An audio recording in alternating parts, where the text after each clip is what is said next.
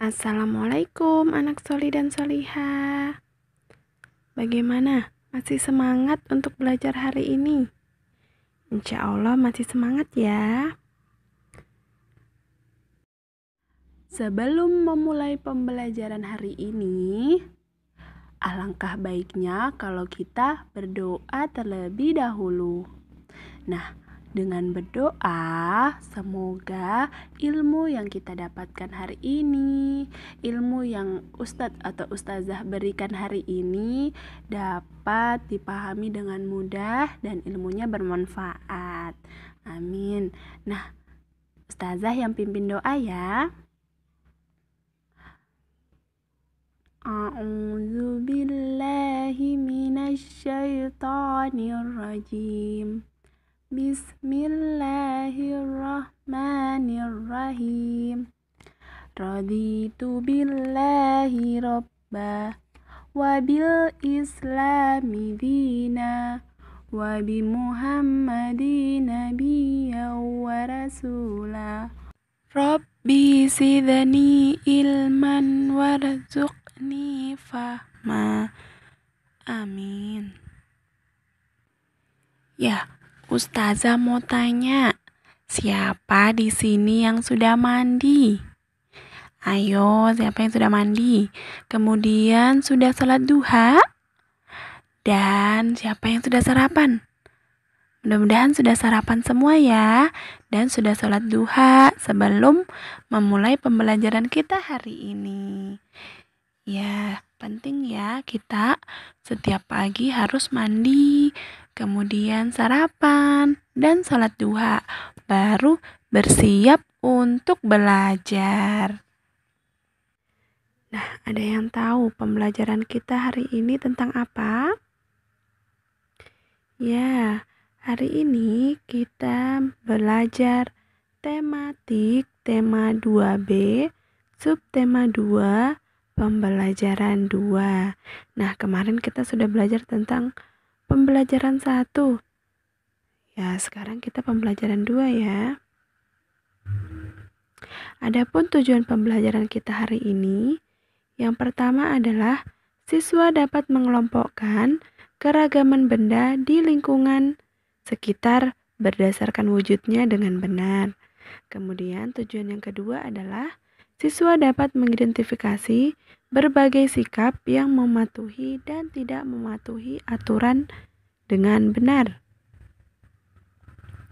Nah, siapa yang masih ingat pembelajaran kemarin tentang macam-macam benda? Macam-macam benda itu ada apa saja ya? Ya, ada benda padat, ada benda cair. Nah, selain benda padat dan benda cair, ada benda lainnya ya. Nah, kita langsung ke materinya ya. Di sekitar kita terdapat banyak benda. Ada benda padat, benda cair, dan benda gas. Benda padat, jika berpindah tempat, ukuran dan bentuk tidak berubah. Ya, jadi kalau benda padat itu mau dia dipindahkan di tempat apapun, dia bentuknya tidak akan berubah. Kemudian benda cair, jika berpindah tempat, ukuran dan bentuknya berubah. Ya, kalau benda cair dia dipindah di tempat apapun, dia akan mengikuti bentuk wadahnya. Dia akan berubah bentuk. Misalkan air yang dimasukkan ke dalam botol, maka bentuk air akan seperti botol. Kemudian dimasukkan lagi ke dalam gelas, maka air akan mengikuti bentuk gelas. Benda yang terakhir adalah benda gas. Jika berpindah tempat, maka dia akan memenuhi ruang. Ya, gas jika berpindah tempat dia akan memenuhi ruang. Misalkan udara yang ditiupkan ke dalam balon, maka udara itu akan memenuhi ruang di dalam balon. Kita langsung lihat contohnya ya. Ya, berikut contoh benda padat. Ada kursi, ada piring, dan yang lain-lainnya ya. Kemudian contoh benda cair, yaitu Iya, air ya. Selain air ada sirup, ada minyak. Semua itu benda cair ya. Kemudian yang terakhir ada benda gas. Contohnya adalah gas atau udara yang di dalam balon. Kemudian contoh yang kedua adalah gas, tabung gas ya. Iya, di dalamnya itu ada gas. Nah, ayo kita berdiskusi. Ustazah bacakan ya, simak baik-baik. Deli sangat senang hari ini. Deli bermain ke rumah Mary. Sebelum bermain, Deli pamit kepada ibunya. Ibu berpesan kepada Deli agar tidak pulang terlalu sore. Pesan ibu Deli adalah aturan. Deli mematuhi aturan tersebut. Setelah sampai di rumah Mary, mereka bermain bersama. Ketika bermain ke rumah teman, ada aturannya.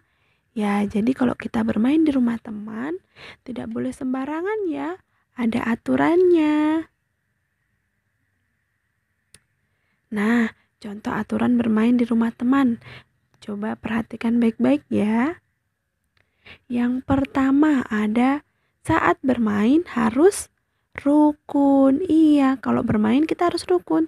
Tidak boleh saling marah, apalagi berkelahi ya. Itu tidak boleh. Kemudian contoh yang kedua, saling meminjamkan mainan. Nah, ketika kita mempunyai mainan dan teman kita juga punya mainan, kita harus saling meminjamkan. Contoh yang terakhir yaitu merapikan mainan setelah digunakan. Jadi, setelah kita bermain, kita harus merapikannya kembali. Tidak boleh dibiarkan berserakan begitu saja mainan kita. Jadi, kita harus merapikan kembali ya mainannya, supaya rumah menjadi rapi dan bersih kembali. Nah, materi pembelajaran kita hari ini cukup sampai di sini ya. Tugas anak soli dan soliha yaitu carilah 2 contoh benda padat yang ada di sekitarmu dan tuliskan manfaatnya ya. Oke, terima kasih soli soliha. Nah, Ustazah berpesan kepada anak soli dan soliha. Setiap hari ya Ustazah berpesan seperti ini. Jangan lupa sholat 5 waktunya, jangan sampai ketinggalan. Kemudian sholat duha. Ya, sholat duha ya, jangan lupa. Kemudian mengajinya, jangan pernah ditinggalkan ya, nak. Iya, kita harus tetap mengaji. Kemudian rajin membaca, minimal membaca setengah halaman. Oke, siap ya dilaksanakan? Insya Allah. Nah, sebelum Ustazah menutup pembelajaran kita hari ini, mari kita bersama-sama menutup pembelajaran hari ini dengan membaca doa. A'udzu billahi minasyaitonir rajim. Bismillahirrahmanirrahim.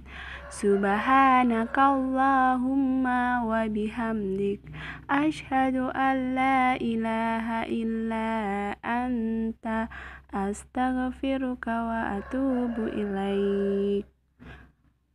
Wassalamualaikum warahmatullahi wabarakatuh.